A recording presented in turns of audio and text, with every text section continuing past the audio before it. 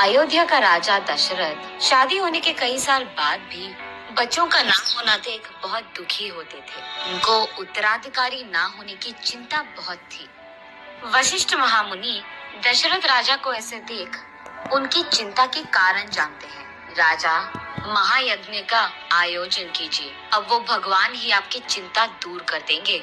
ये कहकर अगले ही दिन दशरथ राजा और वशिष्ठ मुनि मिलकर महायज्ञ का शुरुआत करते हैं।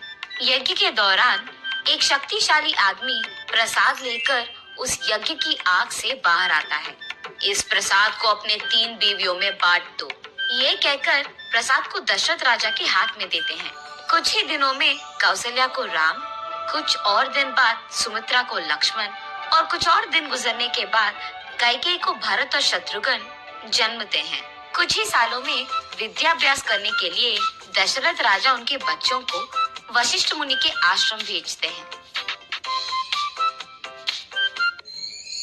उनकी पढ़ाई के दौरान एक हादसा ऐसे हुआ था कि एक महायज्ञ को एक राक्षस रोकने की बहुत कोशिश कर रहा था।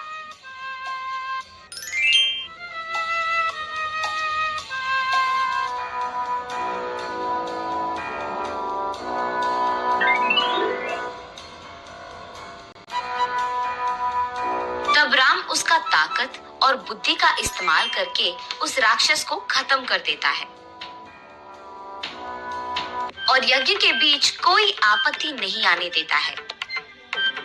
श्री राम की वीरता का वशिष्ठ महामुनि कदर करते हैं। दूसरी तरफ जनक महाराज सीता स्वयंवर के लिए डंडोरा पिटवाते हैं।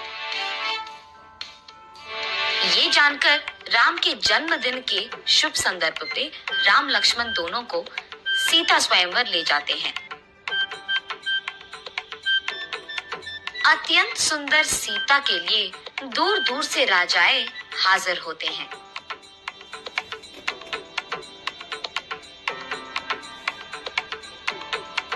वही मौजूद शिव धनुष को जो आदमी तोड़ता है, जनक महाराज कहते हैं कि वही आदमी सीता के पति बन पाएंगे। वही हाजिर बहुत सारे राजाएं उनकी अपने अपनी ताकत का दिखावा करते हैं, लेकिन सारी कोशिश विफल होते हैं।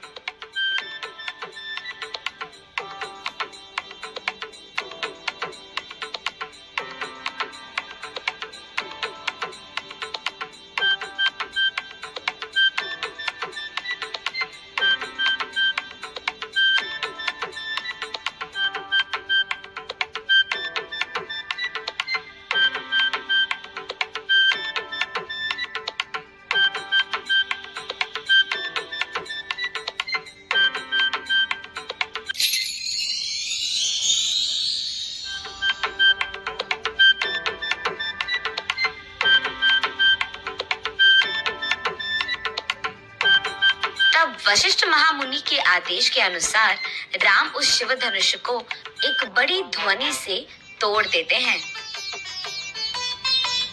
तब जनक महाराज सभी के आशीर्वाद से राम और सीता की शादी धूमधाम से करवाते हैं।